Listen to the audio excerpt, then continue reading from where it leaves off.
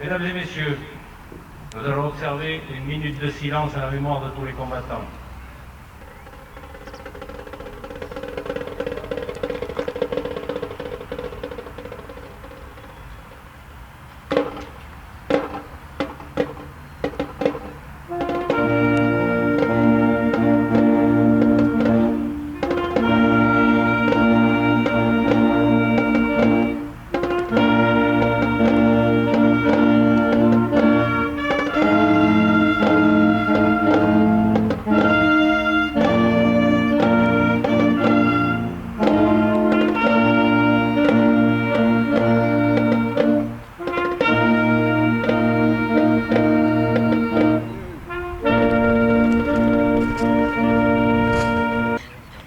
Mesdames, Messieurs, je vous donne lecture de l'ordre du jour du général Ayré du 19 mars 1962.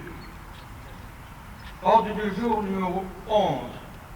À toutes les forces de l'ordre, le cessez-le-feu qui vient d'intervenir met fin à plus de 7 années de combat, au cours desquels notre armée avait la mission de s'opposer aux actes de force d'un adversaire souvent exalté, mais toujours courageux. Elle a combattu les bandes armées des Djebel. Elle les a réduites à de petits groupes acculés à la défensive. Elle a tenu à distance les forces rebelles de l'extérieur.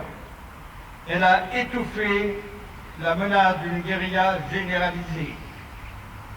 Ainsi, ont été assurées les conditions militaires nécessaires à la solution d'un très grave problème politique. La mission est donc remplie. L'armée peut être fière du succès remporté par ses armes, de la vaillance et du sens du devoir déployé par ses soldats réguliers et supplétifs, de son œuvre d'aide aux populations si durement éprouvées par les événements. Son rôle, ici, n'est pas terminé. Elle doit, par sa présence et, si cela est nécessaire, par son action, contribuer à empêcher que le désordre l'emporte, quels que soient ceux qui tenteraient de le déchaîner de nouveau. Aujourd'hui, comme hier, dans la paix comme dans les combats, l'armée française reste fidèle à la tradition du devoir. Je vous remercie. Mesdames, Messieurs, en cette journée nationale du souvenir et du recueillement, à la mémoire des victimes civiles et militaires de la guerre d'Algérie et des combats en Tunisie et au Maroc, nous honorons, excusez-moi que le soleil, nous honorons toutes les victimes, les morts tombés dans les combats et dans les attentats avant la proclamation par le général Helloré du cessez-le-feu le 19 mars 1962 à 12 heures, comme ceux qui connurent le même sort tragique après cette date. Enfants de la guerre, nous sommes devenus des hommes de guerre, ceux des classes creuses et des effectifs peau de chagrin, appelés, rappelés, engagés, maintenus, militaires de carrière, gendarmes, policiers. La plupart n'avaient pas la majorité, pas le droit de voter. Sous le regard fataliste de nos familles, nous allions faire une guerre qui ne sera reconnue qu'en 1999.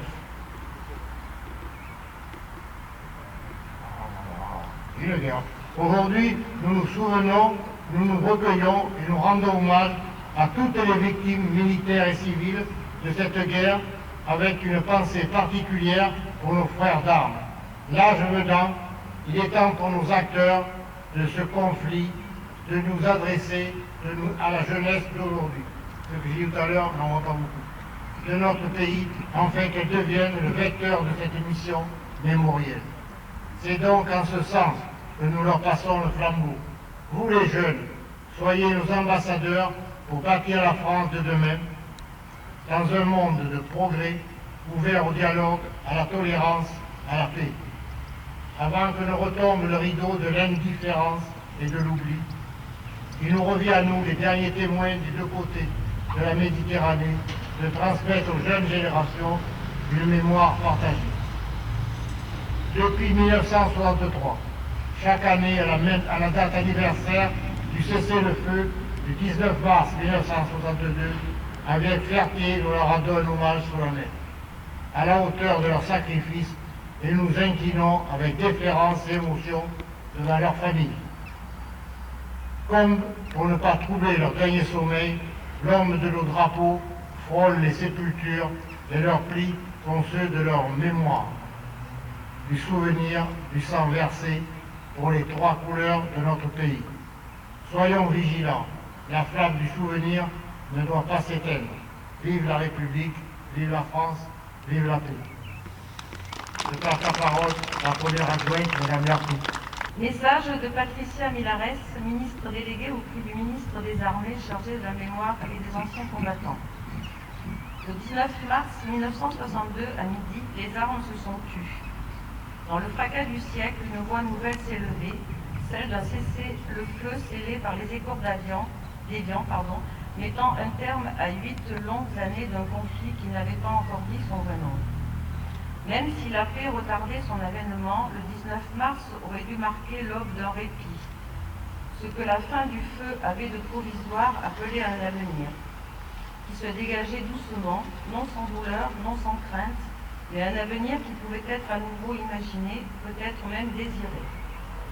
Pour beaucoup, le 19 mars fut pourtant le début d'un autre exil, d'une autre souffrance, de nouveaux drames. Car si le temps de la guerre prenait fin officiellement, celui de la violence et des blessures continuait à bas bruit, dans un silence qui en redoublait la douleur. Pour les combattants du contingent, jeunes hommes envoyés se battre dans une guerre dont la nature et le sens divisaient douloureusement la métropole, ce fut pour certains, pas tous, l'heure du retour.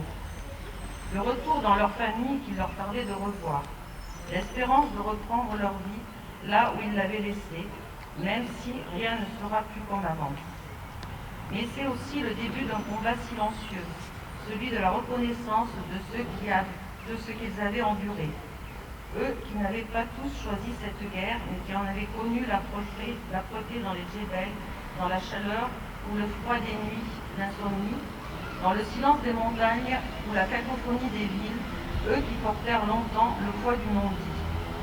Ils durent lutter plus tard pour que leurs droits soient reconnus, pour que leurs expériences soient comprises, que leur engagement ne soit pas relégué aux marges de l'histoire. Nous ne recusons pas aujourd'hui le malaise et les difficultés qu'ont connues les appelés au moment de rentrer. Ils retrouvaient un pays qui, par le sang ou le sol, était depuis toujours le leur, mais que pourtant ils ne reconnaissaient plus à l'identique, tel qu'ils l'avaient laissé lorsqu'ils étaient partis se battre à sa demande. Cette journée d'hommage, ils ont dû la demander, la revendiquer, la conquérir. Pour que dans une date s'incarne enfin le juste hommage de la nation à cette génération qui a laissé une partie de sa jeunesse dans la poussière millénaire du sol algérien.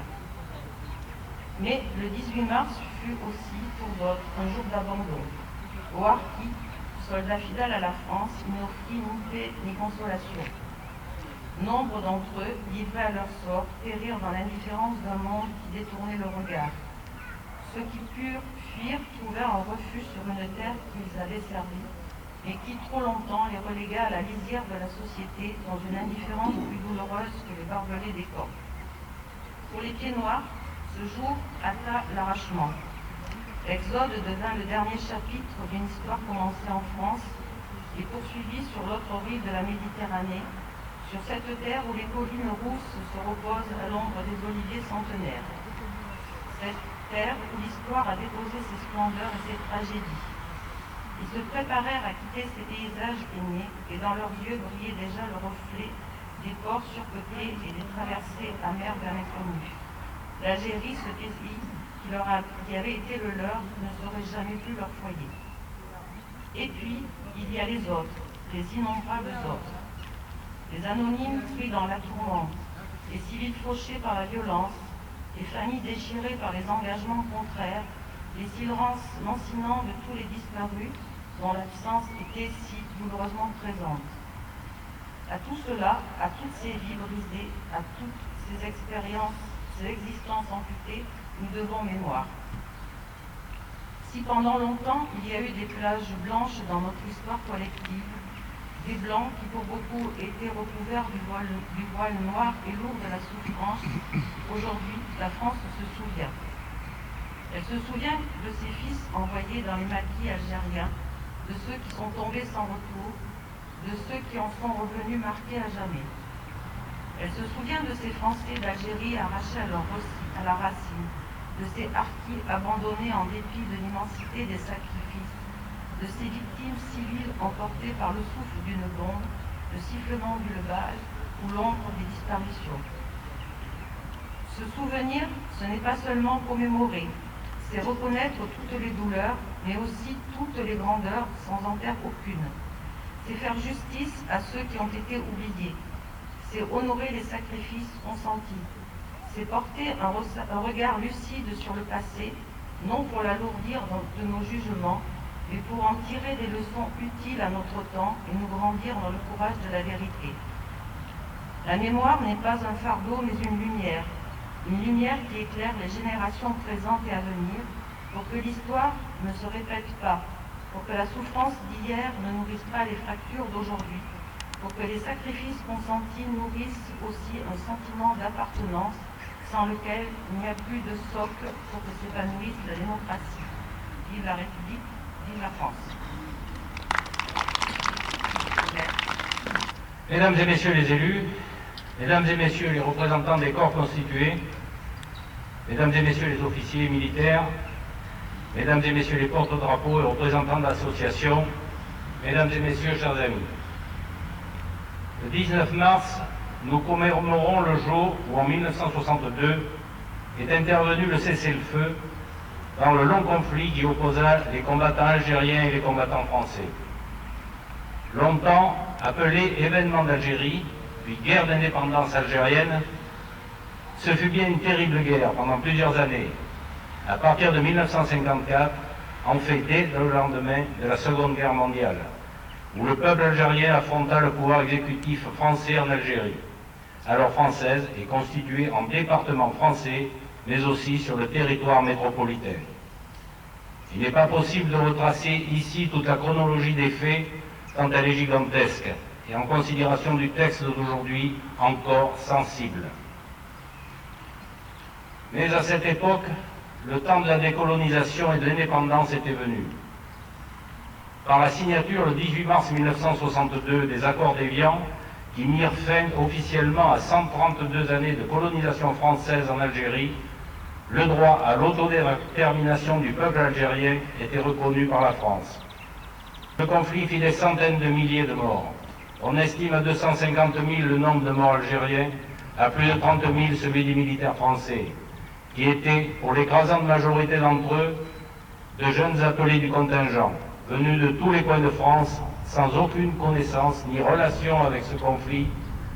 Sur les 1 500 000 Français du contingent mobilisé dans ce conflit, aucun n'est revenu sans traumatisme. On sait aujourd'hui les atrocités qui furent commises de part et d'autre. C'est en partie pour cela que l'on commémore le jour du cessez-le-feu du 19 mars, et non pas le jour d'avant, celui du 18 mars, date officielle des accords d'Évian. Avec la volonté de rendre hommage à toutes les victimes de ce conflit, quel que soit le camp où elles se trouvaient, elles ont toutes connu la détresse et la souffrance. En ce jour, nous, Français, rendons ainsi hommage à toutes les victimes civiles et militaires algériennes, nous reconnaissant leur combat mené pour l'indépendance de leur pays. Nous nous souvenons également de nos jeunes appelés qui ont laissé leur vie, bien loin de chez eux, dans ce conflit fratricide, et aussi d'autres Français qui, pieds noirs, ont vécu l'arrachement à leur terre natale. Nous nous souvenons des victimes harkis, issues de la terre algérienne, qui choisirent la France au prix de grandes souffrances, lesquelles perdurèrent malheureusement bien trop longtemps après la guerre. Nous nous souvenons des victimes des combats au Maroc et en Tunisie. Ce jour du 19 mars, où nous nous recueillons en mémoire de toutes les victimes civiles et militaires, a pour essence d'être un moment fraternel de pardon, de reconnaissance mutuelle des plaies et des chagrins. Hélas, 63 ans après les fins des combats, les blessures sont toujours aussi profondes.